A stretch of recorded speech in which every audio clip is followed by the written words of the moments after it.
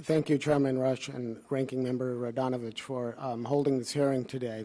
I'd like to do three brief things in my testimony today. I want to start with a story about one chemical. In fact, it's the chemical that Congresswoman Castro was just speaking about, that illustrates why reform of TSCA is so urgent. I then want to briefly describe several structural problems with TSCA that help to explain why EPA has been unable to act effectively to ensure chemical safety. And finally, I want to describe how U.S. policies are falling behind those of the rest of the world, putting U.S. companies at risk of losing access to global markets and putting all of us at risk of becoming a dumping ground for unsafe products made elsewhere in the world. That brings me to the story about that one chemical. The U.S. imports vast amounts of plywood from China that is made using formaldehyde-based adhesives, a chemical known to cause cancer, to exacerbate asthma, and to cause numerous other respiratory ailments.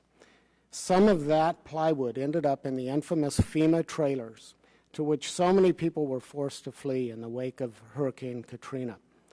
That toxic exposure turned what was already a national scandal into a true debacle.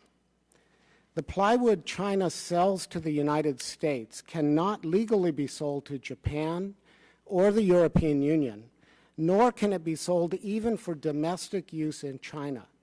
And that is because all of those countries have enacted strong regulations that restrict the release of formaldehyde. As of January of this year, California also enacted such regulations. Now, China exports a low formaldehyde version of this plywood to Japan and the European Union, but it continues to enjoy a market for its more toxic product here in the United States. Domestic makers of low or even formaldehyde-free plywood can't compete with those cheap imports from China. So we are hurting American businesses that have found safer alternatives to this use. Last year, EPA was petitioned by 5,000 citizens to take the California regulations and adopt them nationally. EPA promptly denied that petition. It said that the information available on formaldehyde, one of the best studied chemicals in all of commerce, was insufficient. As bad as that sounds, what's worse is that EPA is likely right. EPA must show that a chemical presents an unreasonable risk as defined under TSCA and interpreted by the courts. And I think many other witnesses have already alluded to the fact that that burden is so high that it essentially is impossible to meet. Over the history of TSCA, EPA has banned only one group of chemicals, PCBs, and that was because Congress legislated the ban. It has partially restricted 4 other sets of chemicals in the 33-year history. In the 1980s, EPA tried to ban asbestos, as we've heard, and it was immediately challenged by industry, and the courts overturned that decision. I just want to, a lot has been said about that already, but I want to add 2 other things. First, EPA took over 10 years to develop that regulation, and they amassed a 45,000-page documentary record of the risks of asbestos. Despite that, the courts found EPA had not met its burden under TSCA. Now, it's become fashionable in some circles to argue that the problem with TSCA is that EPA hasn't been trying hard enough or hasn't been doing a good enough job. I ask you, if 45,000 pages of documentation and 10 years of regulatory development is not enough to ban a chemical like asbestos, what is? Something is badly broken.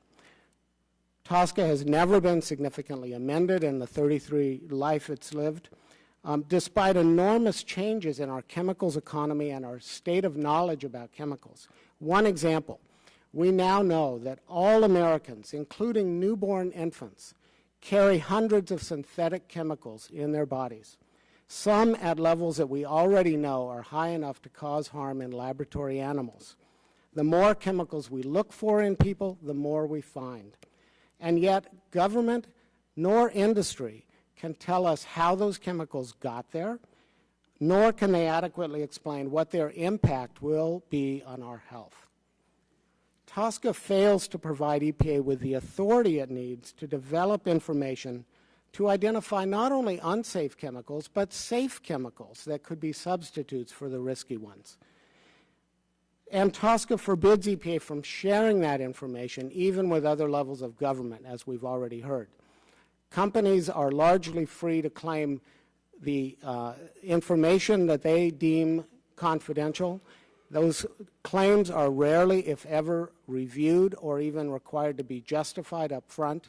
And even the name of and the identity of a chemical that is being submitted because of a study that shows high risk, the identity of that chemical can be hidden from the public.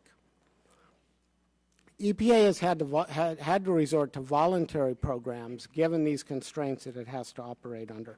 The most notable of these is the High Production Volume Challenge Program. Now, we supported that when it was launched a decade ago. Would you please bring your testimony to a close? You're only the 5 minutes. Please bring it to a close. But that program, I will wrap up very quickly here. That program has failed to deliver the data because it is a voluntary program. I want to just end by saying that lest you think that what we are looking for with TSCA reform is a heavier hand of government, the largest failing of TSCA is the dysfunctional market it perpetuates, one that is ill-informed and does not allow anyone who needs to make good decisions about chemicals access to the information to make those good decisions. Thank you very much.